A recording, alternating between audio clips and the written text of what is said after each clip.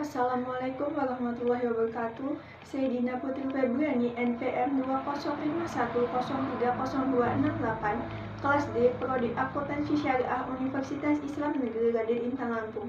Baik, di sini saya akan memaparkan materi tentang hukum bisnis, yaitu kepailitan dan likuidasi perusahaan, serta pemahaman merger dan akuisisi untuk memenuhi UAS hukum bisnis.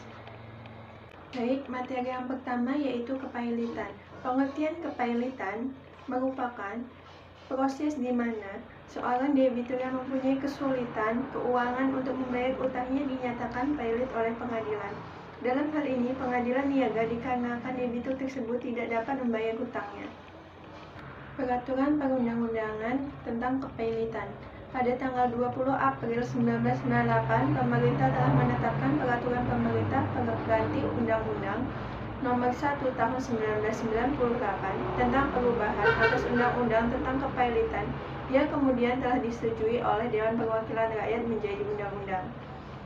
Dan kemudian tujuan utama kepailitan adalah untuk melakukan pembagian antara para kreditur atas kekayaan debitur oleh kurator. Kemudian lembaga kepailitan pada dasarnya merupakan suatu lembaga yang memberikan suatu solusi terhadap para pihak apabila debitur dalam keadaan berhenti membayar atau tidak mampu membayar. Pihak-pihak yang dapat mengajukan kepailitan yaitu syaratnya mengajukan permohonan kepailitan berdasarkan pasal 12 adalah debitur yang mempunyai 2 atau lebih kreditor dan tidak membayar lunas. Kejaksaan dapat mengajukan permohonan pailit dengan alasan untuk kepentingan umum. Kemudian, pihak-pihak yang terkait dalam pengurusan harta pailit yang pertama yaitu hakim pengawas, bertugas untuk mengawasi perusahaan, pengurusan dan pemberesan harta pailit. Kemudian yang kedua yaitu kurator bertugas melakukan pengurusan atau pemberesan harta pailit. Yang ketiga yaitu panitia kreditor dalam utusan pailit. Dengan penetapan, kemudian pengadilan dapat membentuk panitia kreditor. Materi yang kedua yaitu tentang likuidasi. Pengertian likuidasi yaitu tindakan penyelesaian seluruh aset dan kewajiban sebagai akibat pengakhiran atau pembubaran entitas akuntansi atau entitas pelaporan pada Kementerian Negara atau lembaga mengacu pada Peraturan Menteri Keuangan Republik Indonesia tentang pelaksanaan likuidasi entitas akuntansi dan entitas pelaporan pada Kementerian Negara atau lembaga. Jenis likuidasi terbagi menjadi 3, yaitu yang pertama, likuidasi wajib, yaitu ketika sebuah bisnis tidak mampu membayar hutangnya, kreditor dapat memutuskan untuk mengajukan petisi untuk penutupan.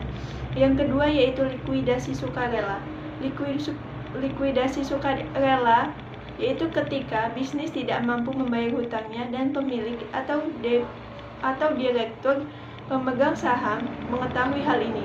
Mereka dapat menginstruksikan praktisi kebangkrutan atau kurator yang menutup bisnis. Yang ketiga yaitu likuidasi perusahaan. Pengaturan mengikat formal yang disepakati dengan setiap kreditor. Penyebab likuidasi ada 3. Yang pertama yaitu atas kehendak atau rapat umum pemegang saham. Yang kedua yaitu berdasarkan putusan pengadilan. Dan yang ketiga yaitu hasil merger atau konsolidasi perusahaan yang membutuhkan likuidasi. Materi yang ketiga yaitu merger. Pengertian merger yaitu proses penyatuan dua perusahaan. Salah satu perusahaan tetap berdiri dengan namanya yang dimilikinya. Perusahaan yang satu lagi kehilangan nama beserta kekayaannya. Semua digabungkan dengan perusahaan yang lain sesuai dengan makna dari kata merger. Ada 2 perusahaan atau lebih yang menjadi satu. Merger juga dapat diartikan sebagai 2 atau lebih perusahaan yang kemudian hanya satu perusahaan yang tetap hidup sebagai badan hukum, sementara yang lain menghentikan kegiatan atau bubar. Materi selanjutnya yaitu tentang model merger. Model merger dibagi menjadi 4. Yang pertama yaitu horizontal, yaitu ketika 2 atau lebih perusahaan yang bergerak di bidang industri yang sama bergabung dan bertujuan memperluas daerah pemasaran. Kemudian yang kedua yaitu vertikal.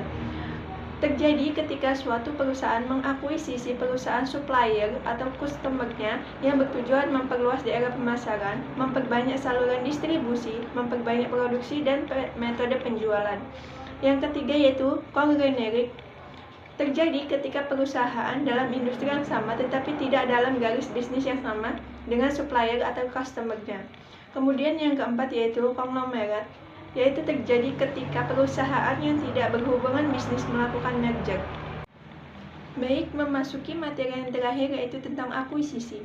Pengertian akuisisi sendiri yaitu pengambil alihan kepemilikan suatu perusahaan oleh perusahaan lain yang dilakukan dengan cara membeli sebagian atau seluruh saham perusahaan, di mana perusahaan yang diambil alih tetap memiliki hukum sendiri dengan maksud untuk pertumbuhan usaha. Model-model akuisisi dibagi menjadi 4. Yang pertama yaitu akuisisi horizontal, yaitu di antara suatu perusahaan atau seseorang dengan satu atau lebih perusahaan lain di mana kedua perusahaan tersebut mempunyai dua bidang bisnis yang sama. Yang kedua yaitu akuisisi vertikal. Akuisisi vertikal adalah akuisisi di antara suatu perusahaan atau seseorang dengan satu atau lebih perusahaan lain di mana antara kedua perusahaan tersebut masih dalam satu rantai produksi. Yang ketiga yaitu akuisisi konglomerik, yaitu akuisisi di antara suatu perusahaan atau seseorang dengan satu atau lebih perusahaan lain di mana kedua perusahaan tersebut saling berhubungan tetapi bukan terhadap produk yang sama. Yang keempat yaitu akuisisi konglomerat, adalah akuisisi di mana dua atau lebih perusahaan yang bisnisnya sama sekali tidak terkait. Baik, materi yang terakhir yaitu tentang dasar hukum merger dan akuisisi. Yang pertama yaitu Undang-Undang Nomor 40 Tahun 2007 tentang Perseroan Terbatas atau UU PT. Yang kedua yaitu Peraturan Pemerintah Nomor 27 Tahun 1998 tentang penggabungan, peleburan, dan pengambil alihan perseroan terbatas. Yang ketiga yaitu Peraturan Pemerintah Nomor 57 Tahun 2010 tentang penggabungan atau peleburan badan usaha dan pengambil alihan saham perusahaan yang dapat mengakibatkan terjadinya praktik monopoli dan persaingan usaha tidak sehat. Baik, itu saja yang dapat saya sampaikan. Kurang lebihnya saya mohon maaf. Terima kasih. Wassalamualaikum warahmatullahi wabarakatuh.